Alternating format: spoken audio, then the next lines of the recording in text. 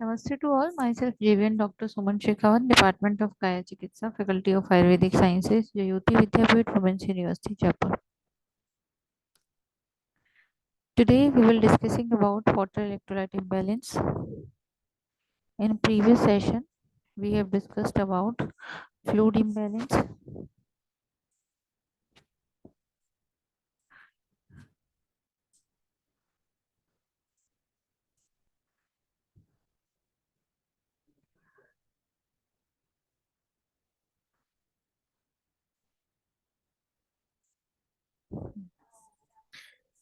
Today, today I'm going to tell you sodium and chloride imbalance. What is sodium and chloride do in our body? Regulate by the kidney.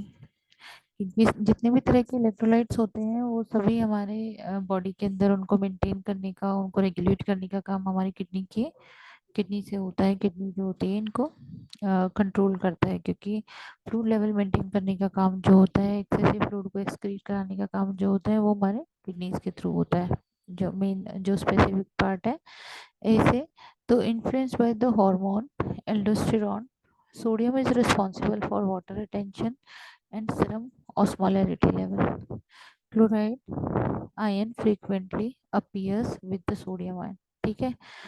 Normally अगर हम sodium का serum sodium level की बात करें तो serum में sodium का level जो होता है 135 to 145 milli equivs per litre होता है। ठीक है। और क्लोराइड्स अगर हम देखें तो chlorides 95 to 108 milli equivs per litre. ठीक है। सोडियम एंड क्लोराइड कंसंट्रेशन और कंसंट्रेटेड इन सोडियम और क्लोराइड कंसंट्रेटेड इन एक्स्ट्रा सेलुलर फ्लूइड। अगर हम सोडियम के फंक्शंस की देखें कि सोडियम के क्या क्या फंक्शंस रहते हैं, तो sodium transmission and conduction of nerve impulses. ठीक है। कि नर्व इम्पल्सेस के ट्रांसमिशन और कंडक्शन का काम responsible for osmolarity of vascular fluid. ठीक है। वेस्कुलर फ्लूइड जो है उसकी ऑस्मोलैरिटी के लिए रिस्पॉन्सिबल होता है। इसी के अलावा regulation of body fluid level. ठीक है। बॉडी के जो फ्लूइड लेवल है उनको रेगुलेट करता है।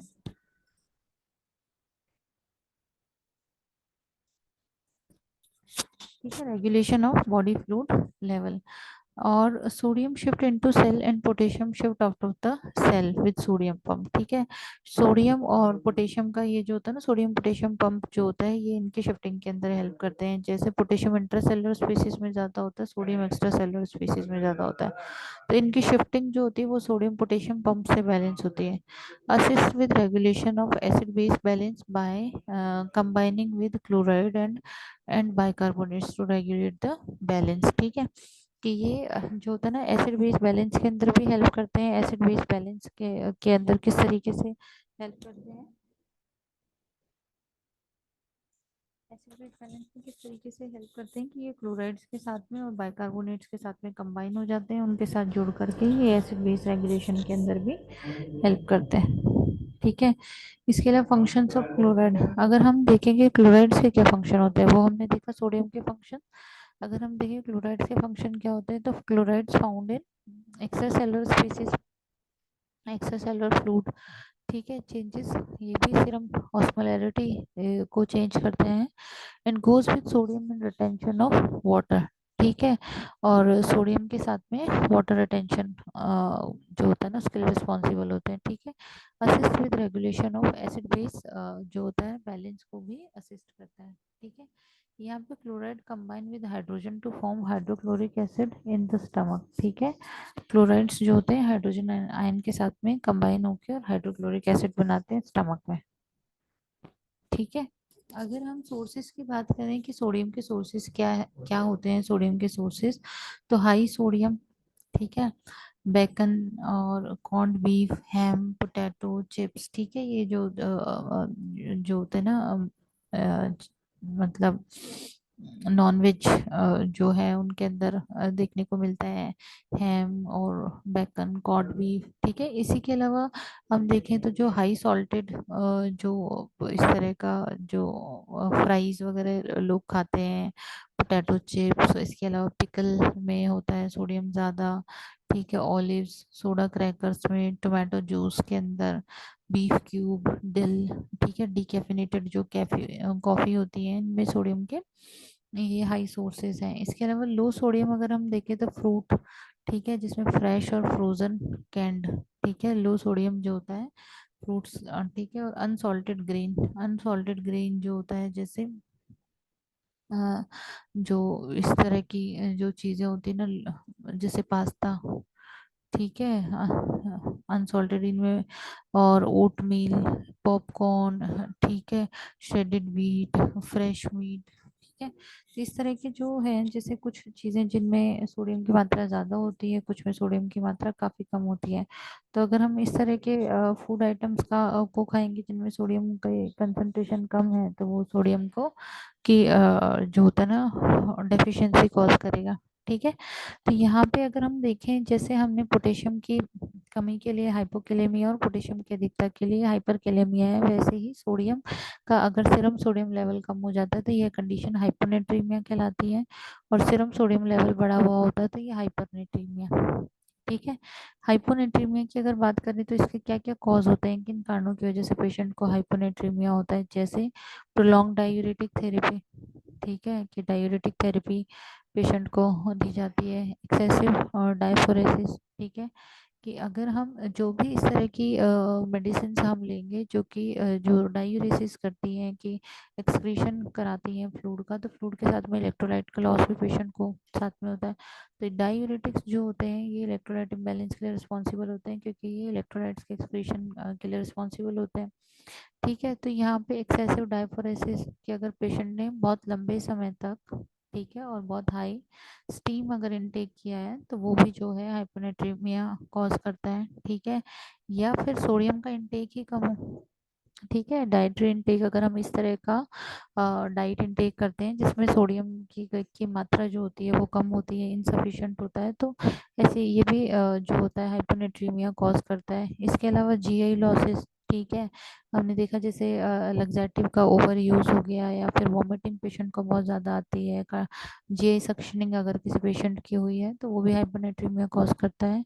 इसके अलावा एडमिनिस्ट्रेशन ऑफ हाइपोटोनिक फ्लूइड, ठीक है, हाइपोटोनिक फ्लूइड जो होता है अगर हम वो लेंगे तो फ्लूइड के कंपैरेटिवली इलेक्ट्रोलाइट का रेशियो जो होता है वो रिड्यूस हो जाएगा। ठीक है, इसके अलावा कंपल्सिव वाटर ड्रिंकिंग, ठीक है, कि बहुत अधिक मात्रा में अगर वाटर इनटेक करते हैं तो वो भी फ्लूइड और इलेक्ट्रोलाइट का रेशियो जो होता है ना, कंपैरेटिवली इलेक्ट्रोलाइट्स जो होते हैं वो कम हो जाते हैं। ठीक है, इसके अलावा लीवर इंडक्शन विद ऑक्सीटोसिन, ये भी हाइपोनेट्रीमिया कॉज करता है।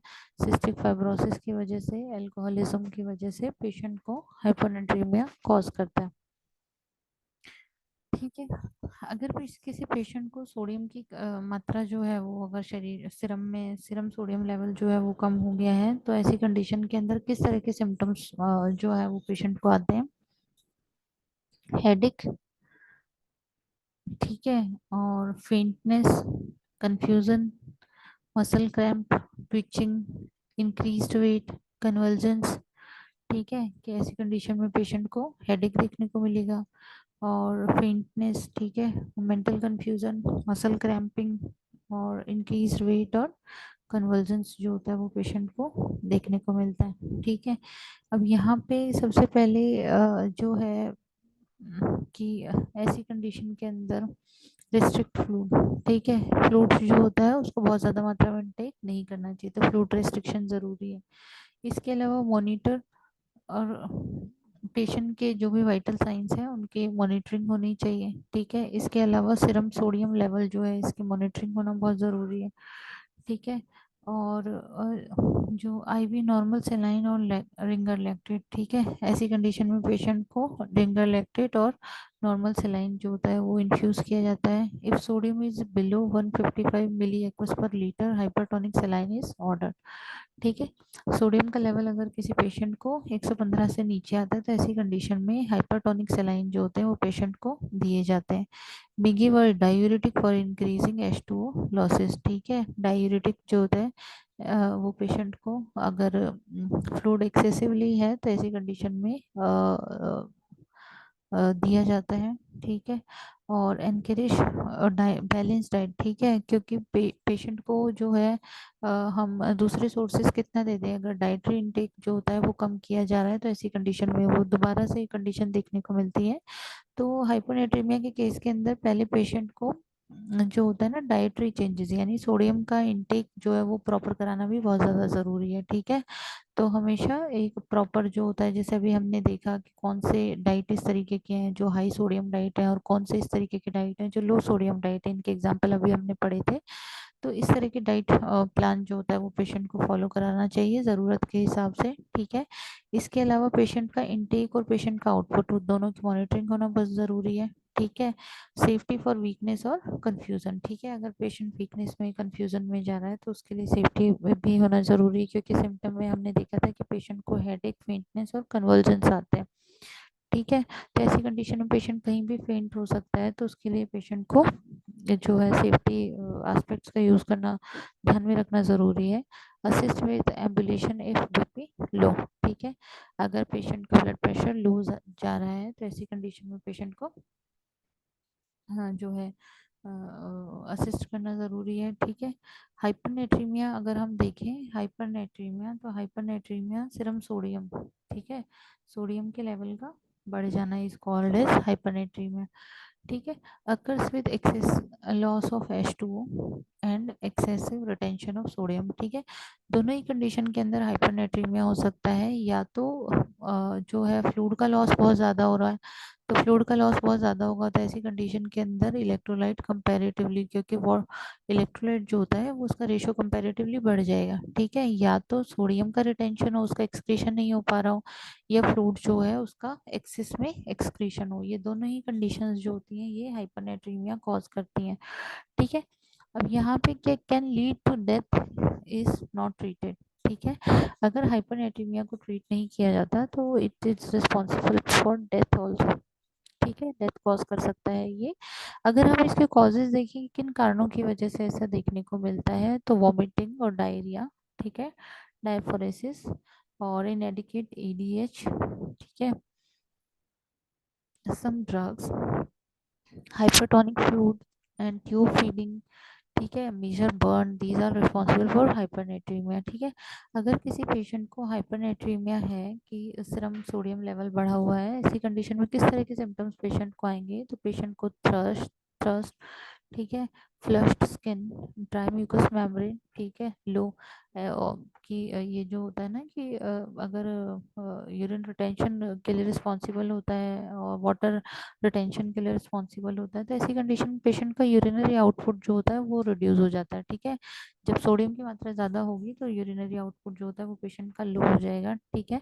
यहाँ इसी के अलावा पेशेंट को टैकीकार्डिया, सीजर और hyper active D tendon reflexes, ठीक है, सोडियम की कंसंट्रेशन ज़्यादा होने पर जो होता है टेंडन रिफ्लेक्सेस जो होता है वो पेशेंट को बढ़ जाते हैं।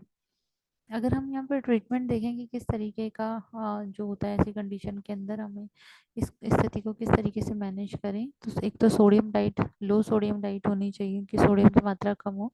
इसके अलावा में यूज सॉल्ट सब्सटीट्यूट और इफ पोटेशियम ओके, ठीक है, कि यहाँ पे ऐसी कंडीशन के अंदर जो होता है ना कि सॉल्ट सब्सटीट्यूट यूज़ किए जा सकते हैं, जैसे पोटेशियम है, ठीक है। एनकरेज H2O कंजम्पशन, ठीक है, क्यों H2O कंजम्पशन जो होता है उसके लिए पेशेंट को एनकरेज किया जा सकता है, ठीक है। और monitor fluid intake on patient with heart और रीनल डिजीज, अगर पेशेंट हार्ट डिजीज का और रीनल डिजीज का है तो ऐसी कंडीशन में फ्लूइड इनटेक को मॉनिटर करना बहुत ज़रूरी है, ठीक है। Observe changes in BP and heart rate if hypovolaemic, ठीक है, पेशेंट का ब्लड प्रेशर को ऑब्जर्व करना बहुत ज़रूरी है, हाइपोवोलेमिया की वजह से पेशेंट हार्ट रेट को ऑब्जर्व करना बहुत ज़रूरी है, ठीक है। इसके अलावा सीरम सोडियम लेवल को भी मॉनिटर करते रहना चाहिए। असेस रेस्पिरेटरी फॉर क्रैकल्स, ठीक है, रेस्पिरेटरी क्रैकल्स के लिए हर असेसमेंट ज़रूरी है। एंड डेली पेशेंट का जो होता है ना डेली बेसिस पे पेशेंट का वेट चेक करना, measurement of body weight on daily basis it's also very important.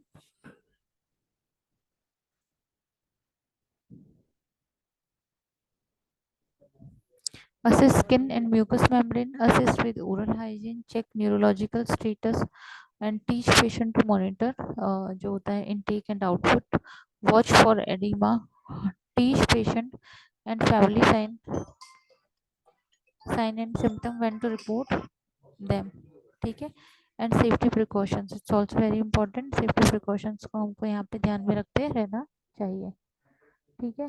अब next one is calcium regulate by the parathyroid gland. ठीक है, कि कैल्शियम जो होता है वो किससे रेगुलेट होता है? पैराथायरॉयड ग्लैंड से. ठीक है. And parathyroid hormone helps with calcium retention and phosphate excretion through the kidney. ठीक है. Promote calcium absorption in the intestine, help mobilize calcium from the bone. अरे यार, hypocalcaemia. Hypocalcaemia abnormality of the parathyroid gland or inadequate excessive loss. ठीक है. Can cause skeletal and neuromuscular abnormality, impair clotting mechanism. Hypocalcaemia serum calcium level का जो है reduce हो जाना is called as hypocalcaemia. ठीक है. तो ये मेम्ब्रेन की परमेबिलिटी को अफेक्ट करता है एंड क्लॉटिंग मैकेनिज्म जो है उसको इम्पेयर करता है. इसी के अलावा जो है skeletal and neuromuscular abnormalities cause करता है. ठीक है. डायग्नोस्टिक फाइंडिंग अगर हम यहाँ देखें तो ईसीजी और इलेक्ट्रोकार्डियोग्राम चेंजेस, इसके अलावा सीरम कैल्शियम लेवल जो less than 8.5 mg per dl, prolong PT and PTT, prothrombin time and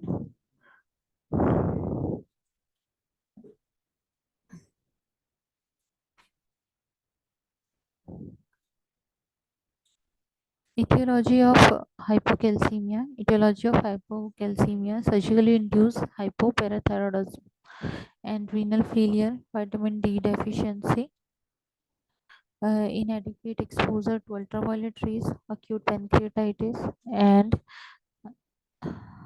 hyperphosphatemia, muscle cramp, and hyperactive deep tendon reflexes, paresthesia of fingers, toes, and face, tetany, positive Trocho sign and Chebostic sign, laryngeal spasm, confusion, memory loss, cardiac dysarrhythmia.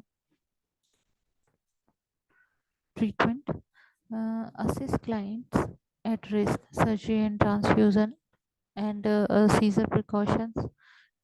Administer IV calcium slowly. Watch for infiltration. Keep calcium gluconate at bedside. Assess nutritional intake of calcium. Watch for sensitivity if taking digitalis may cause lead to cardiac arrest. Hypercalcemia, increased serum level of calcium. Symptoms are directly related to degree of elevation. Client with metastatic cancer are especially at risk. Cause: excessive intake, excessive use of antacid with phosphate binding, prolonged immobility, excessive vitamin D intake, thiazide diuretic, cancer, and thyrotoxicosis. These are cause of hypercalcemia. Sign and symptoms are muscle weakness, personality changes, nausea, vomiting, extreme thirst, anorexia, constipation, polyuria, pathological fractures, calcification in the skin and cornea, cardiac arrest. Lab findings are serum calcium more than 10.5 mg per dl, and then changes in X-ray and EKG. Treatment are monitor client at risk, immobile, cancer, ambulate client early, drink plenty of fluid 3 to 5 liter to help excrete calcium, administer IVNS 200 to 500 per hour if tolerated, or for more moderate hypercalcemia, administer loop diuretics, administer calcitonin, teach client to avoid dairy products. This is all for today. I hope you all have understood this session. If you feel any kind of problem with this session, please mention it in comment box. I will try to resolve it soon. Thank you.